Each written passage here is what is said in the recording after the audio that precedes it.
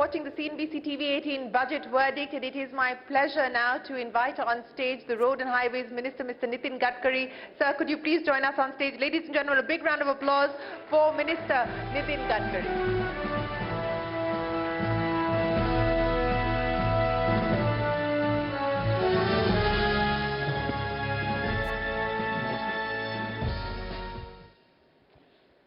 Mr. Gadkari, thank you very much for joining us here on the CNBC TV18 budget verdict. I know you've come very well prepared with all your targets that are in your hands, sir. So let me get straight to it.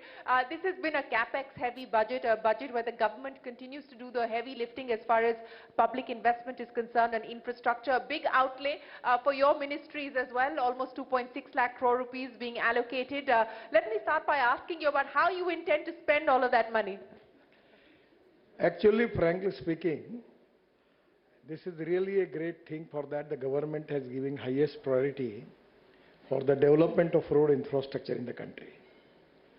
Under the leadership of Prime Minister Modi ji, our dream is to make Indian road infrastructure equivalent to USA standard before end of 24.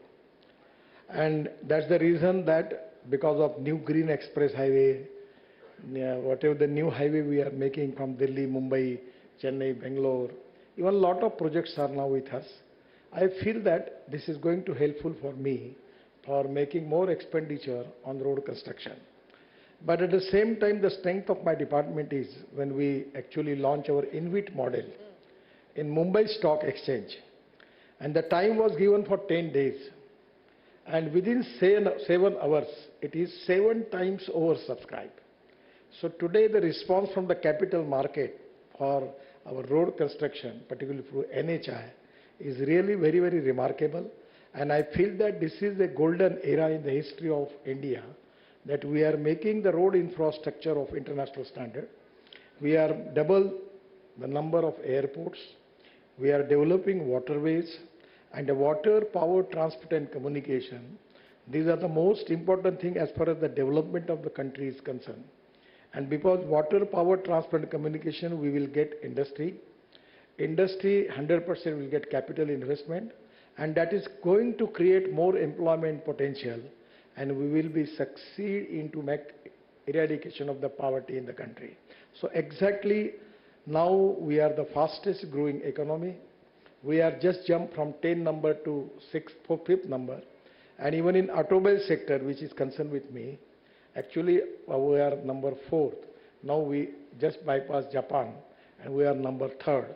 And I am very much confident about it that in due course of time, within 5 years, our automobile industry is presently size of 7.5 lakh crore.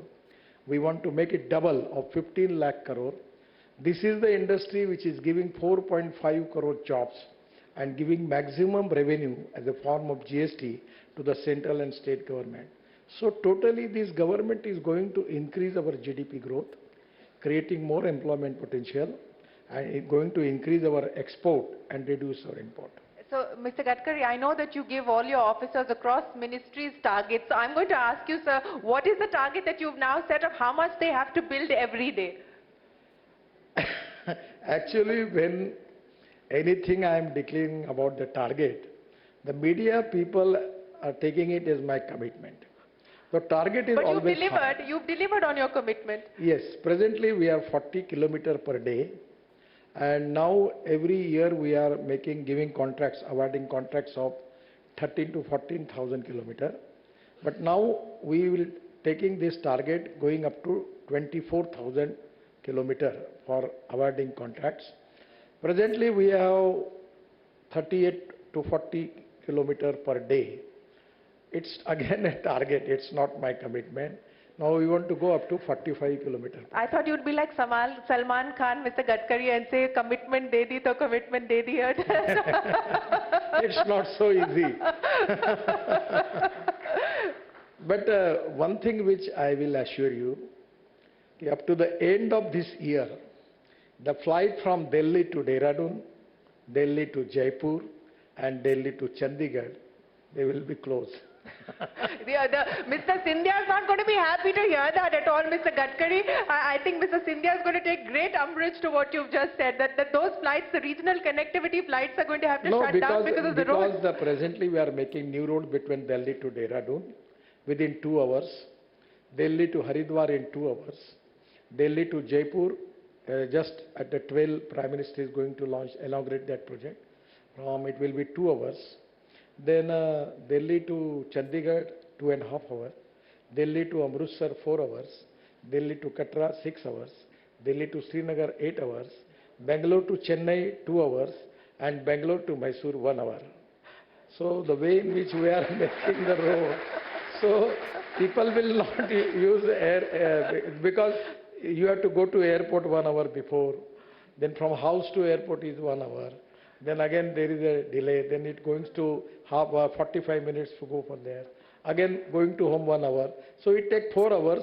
We will offer you the service within 2 hours. So why is the government then building 50 new airports? So you don't bother. There will be, aviation is an industry in India where the growth is 22% per year.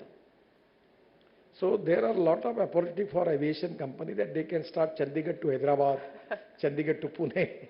So they can get good business. That is what. No, but on a serious note, and I want to address the issue of the auto sector since that is something that you spoke of. And one of the big focus areas of the government has been the green growth aspect. Within that, the electric mobility cause is something that you and your ministry have been championing. So what should we expect now? Do you believe that the time has come for the government has done its part, the subsidies have played their part, it is now time for the industry to step up and do its own thing? Or do you believe that the era of subsidies needs to continue, so which means that FAME should get an extension, the FAME scheme of subsidies should get an extension? Actually, this green subject is very much touching to my heart. From 2004, I am working like a mission on alternative fuel. Ethanol, methanol, biodiesel, bio-LNG, bio-CNG, electric and hydrogen. So today, it is really, I am very much happy about the Finance Minister's speech about green building, green fuel, green energy. And this is really going to change the scenario of the country. Actually, we have the import of the fossil fuel of 17 lakh crores. There is a huge potential is available. I remember many times you have already taken my interview. The people were asking me about the electric car, electric scooters. Now today there is a waiting list. So even hydrogen mission, there is a provision for 19,000 crore. And now the hydrogen from coal is black hydrogen, hydrogen from petroleum that is the brown hydrogen, and green hydrogen that is from water and biomass. So my actually mission is to make our farmers, presently they are annadata. My dream is to make them urjadata. And we want to involve agriculture. The most important thing is waste to wealth. In the finance minister's speech, they are going to select 300 industries. Now from Parali, rice straw, we are going to launch a scheme that presently we have a requirement of bitumen of 80 lakh ton. Out of 50 lakh ton is coming from refineries and 30 lakh ton is import. Now we have got the successful technology from Central Research Organization and CSR that from Parali we can get 70% biobitumen, which is proven to be quite better than petroleum bitumen, and 70% bitumen and 30% biochar, that organic carbon which we can use in agriculture. So now the whole Parali is burning in Punjab and Haryana, so tractor molded unit, they can make it. The other important thing is from 5 ton of Parali is giving 1 ton of bio-CNG or bio-LNG. So government is now encouraging that all type of industry of alternative fuel. That is also a good thing. Second thing, by using biotechnology, we will increase the productivity of biomass, just like Napier grass, bamboo. Already we have one plant in Assam. They are making bioethanol from bamboo, and one plant from Indian Oil in Panipat, where we have 1 lakh liter of bioethanol from rice straw and 150 ton of biobitumen per day. Now in Ahmedabad, we are making express highway, Dolaro, Ahmedabad something, where we are using 20 lakh ton of municipal solid waste in the construction. Now we are making the policy for using of municipal solid waste into road construction. Then we are using the waste tire where we get the rubber powder, and the rate of that powder is 25 to 30 rupees per kg, and bitumen rate is 50 rupees. So adding 15% rubberized into that powder into the bitumen, the quality of bitumen is going to be, it should be good quality. And now this type of recycling industry, either it is scrapping, either it is you are using plastic, or we are using solid waste everywhere in the road construction, it can be a great thing. And this recycling of the industry is going to create more employment potential, and it is going to helpful for the growth of our economy.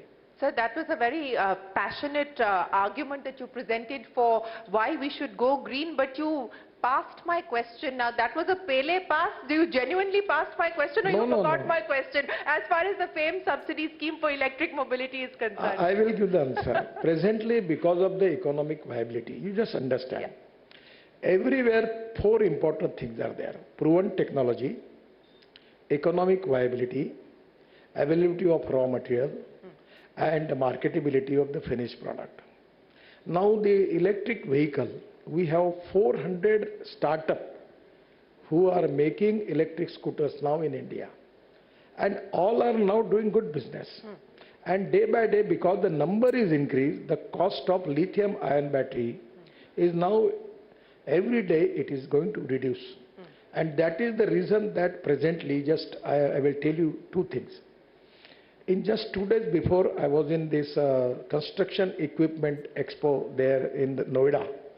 Now we have got all type of heavy industries machinery, construction equipment on electric. Before that, the auto expo was there. One of the beautiful truck on green hydrogen and also on CNG and petrol. Then Tata and Leyland, they launched their truck, IC engine on hydrogen. Then today we have got lot of engines, machines available on alternative fuel, on electric. I feel that the total scenario is going to change.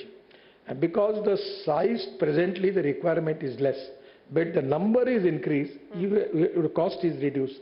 That's why I feel that the industry don't need subsidy for that. But already, as far as the petrol car, the GST is 48%, and for electric car it is 5%.